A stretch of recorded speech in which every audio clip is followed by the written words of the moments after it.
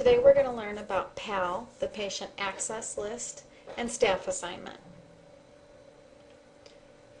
Come October 18th, all nursing positions will open up to the view of the PAL rather than the view of the patient list like it does today. This is from a safety standpoint so that at a quick glance we can easily see which of our patients have new orders that have been placed. When you first open PowerChart, the PAL asks you to define what time frame you're working. I'm going to say 7 to 7, and I'm going to say OK. And that opens up the PAL view.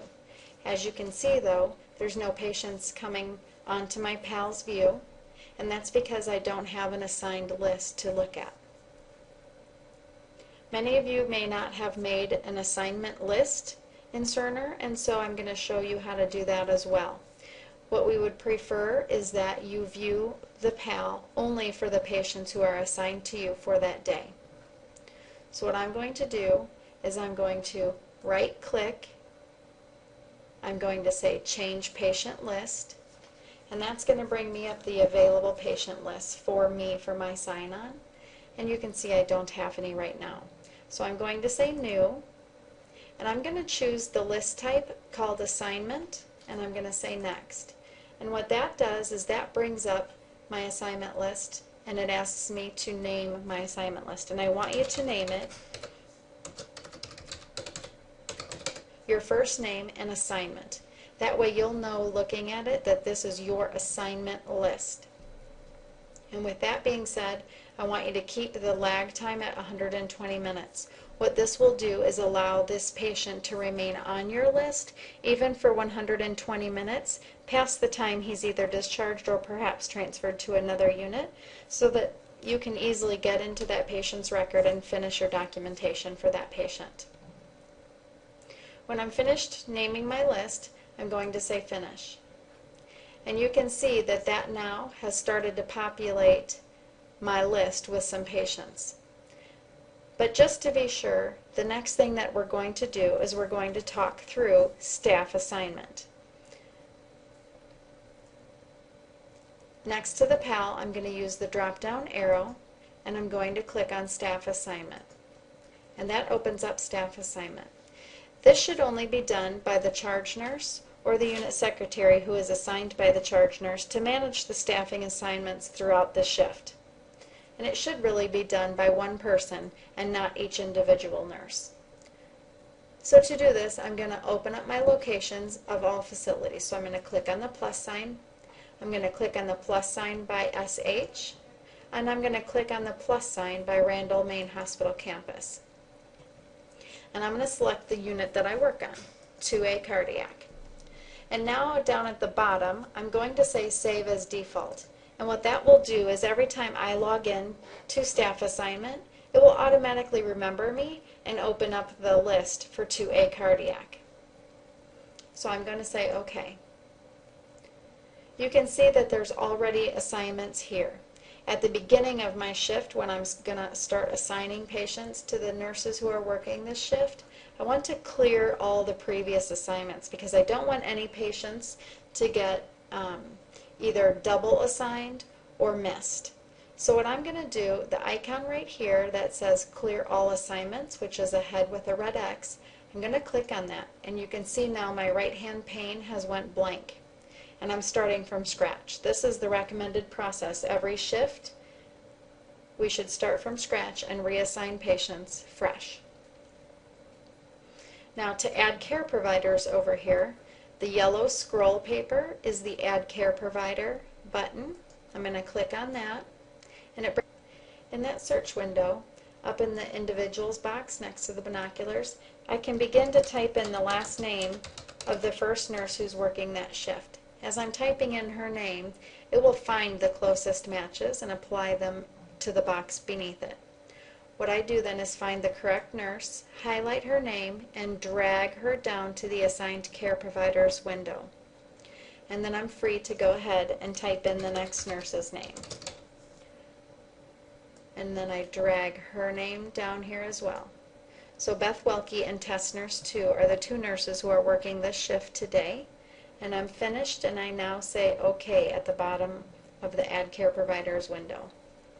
You can see that's added both nurses to the right-hand side of my staff assignment. And now I need to do just that and add these patients into these nurses' staff assignment. So I know that the first two patients are going to Beth Welke, and I'm going to simply click on the patient's name and drag it, and I apply it right over the name of the nurse who's taking care of that patient.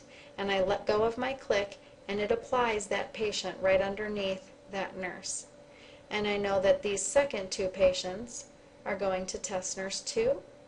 So there's one patient, and there's the second patient.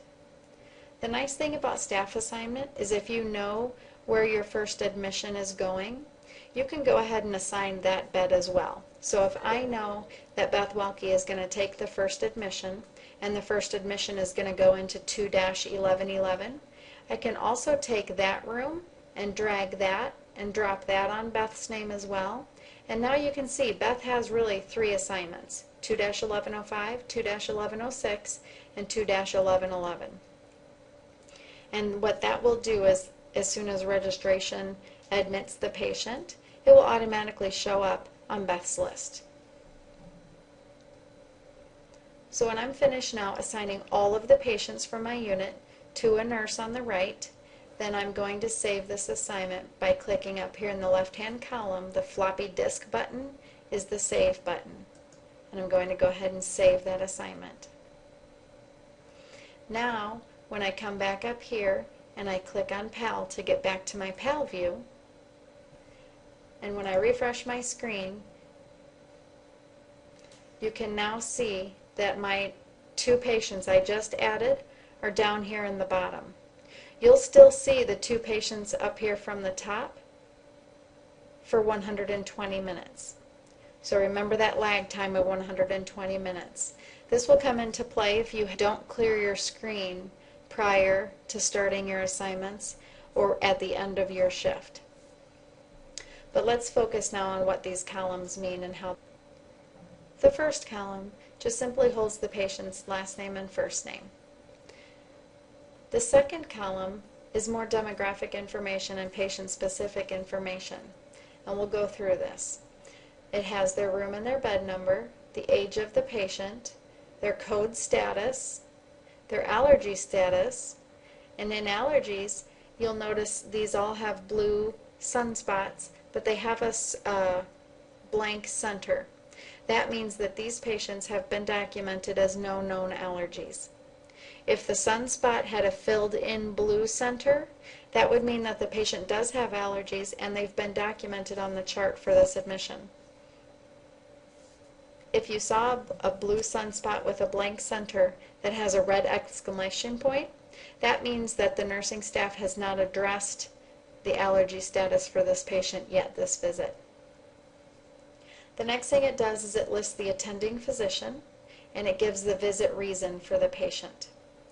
Down at the bottom, I'm going to scroll to the right to see the rest of the information in this column.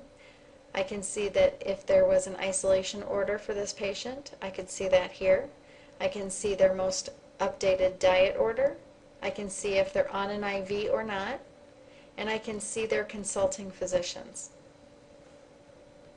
So I like to keep this section opened up a little more widely so that I can see more of this information.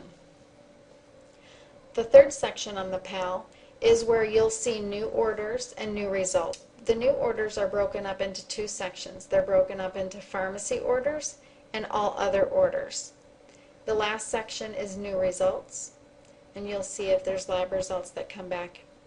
If I look at this patient here, I can see that the nurse review glasses are indicating to me that there is a new pharmacy order. And from the PAL, I can also tell that this is an overdue order. So this order has been here long enough to produce a task that's overdue to me. To see what those orders are, I simply double-click on the eyeglasses, and it brings me up all of the medication orders for this patient. And there are 2 orders, as I scroll through this list, that have gone overdue. When I click Apply, it then opens up the nurse review window for me, And again, from here, I can see each of the orders that were placed on this patient, and I can review them right from here. And to do that, I simply at the bottom click the review and close out of this screen, and you can see that my nurse review glasses are now disappeared from this view. It's good to keep this view updated and check your new orders frequently so that you're able to tell when a physician has entered new orders on your patient. One thing to remember with CPOE, the physician doesn't have to call and talk to the nurse or secretary in order to give orders. He'll now be able to open up a record, possibly look at the results, look up your assessments, and place orders from his home or his office or another unit. And possibly he could do that without calling you. So working off of your PAL is the best way and the safest way for your patient to make sure that you're up to date with any new orders that come to your patients from the physicians. Now the last two sections. The fourth section on the PAL shows any tasks, and the tasks are broken up into overdue tasks, PRN or continuous tasks, and any current tasks. And again, you just double click on the tasks, and that opens up the tasks right now that are on this patient's record as continuous tasks. And then the fifth and final pane of the PAL shows the most recently charted weight and vital signs for this. To open up a patient's record from the PAL, you simply double click on the patient's name, and that opens up Power Chart.